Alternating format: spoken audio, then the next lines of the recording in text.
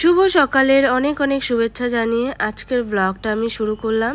সবাই কেমন আছো অবশ্যই কমেন্টে জানিও। আশা করছি সবাই ভীষণ ভালো আছো।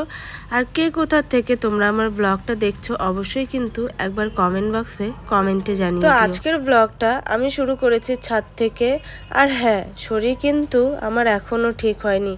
অবশ্যই তোমরা ব্লগটা দেখো, আশা করি তোমরা। গতকাল রাত্রে মানে বুধবার আমি সারা রাত্রি এক ফোঁটাও ঘুমাতে পারিনি। কেন জানো তো?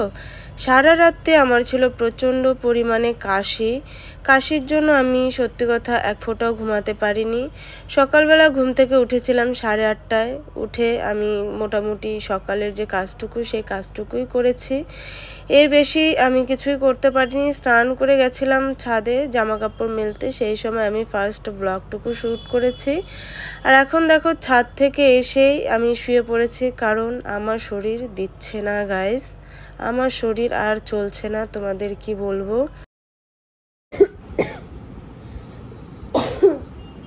আর এভাবে কাজ ফেলে রেখে আমি কখনোই শুয়ে থাকি না। আর শুয়ে থাকতে কিন্তু দেখো আমার একদমই ভালো লাগছে না, প্রচণ্ড পরিমাণে কাশি আসছে আর এতটা ঘুম পাচ্ছে তোমাদের কি বলবো। সারা রাত্রি ওই যে বললাম, তো শুয়ে থাকতে থাকতে নিজেকে অস্থির লাগছিল। ঘড়িতে বাজছিল 10টা, সোয়া 10টার মতো।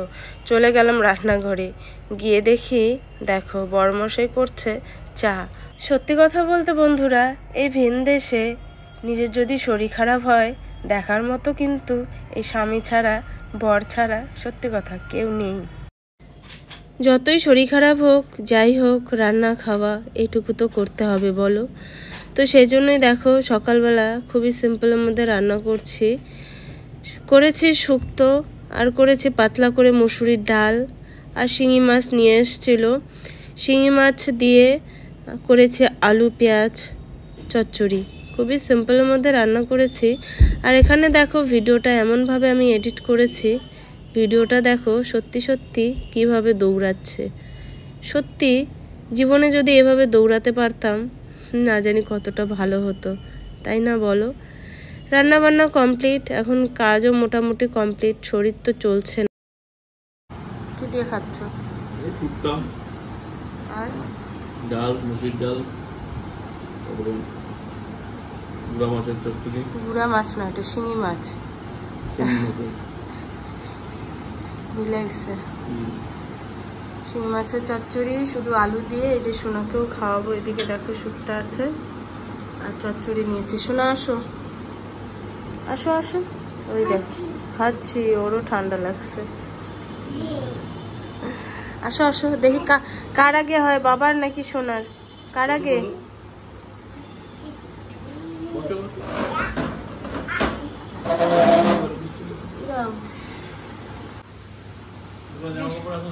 না, সব ভেজা জামা কাপড় আছে, তো মাত্রই জামা কাপড় দিয়ে আসলাম। দেখো বৃষ্টি, মেঘগুলা দেখো কি সুন্দর না।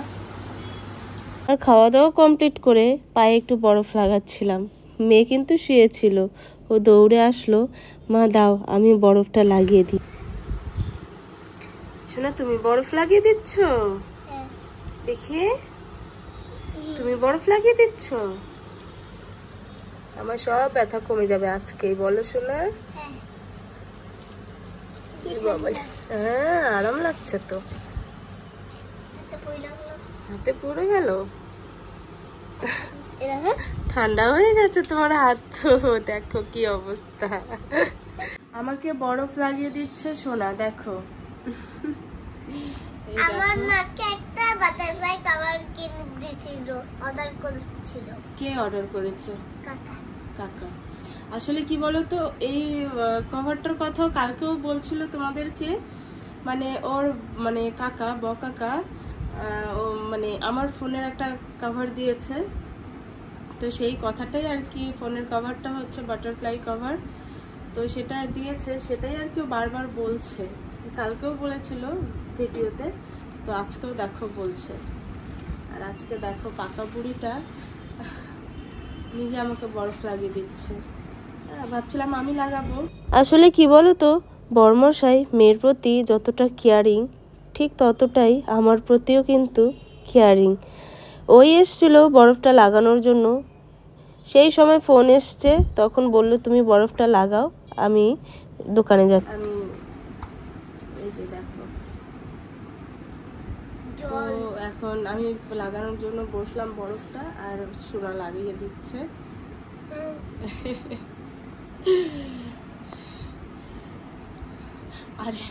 আর একটু পর পর আমাকে জিজ্ঞেস করছে, মা তোমার পায়ে ব্যথাটা কমেছে, মা তোমার পায়ে ব্যথাটা কমেছে, বলো।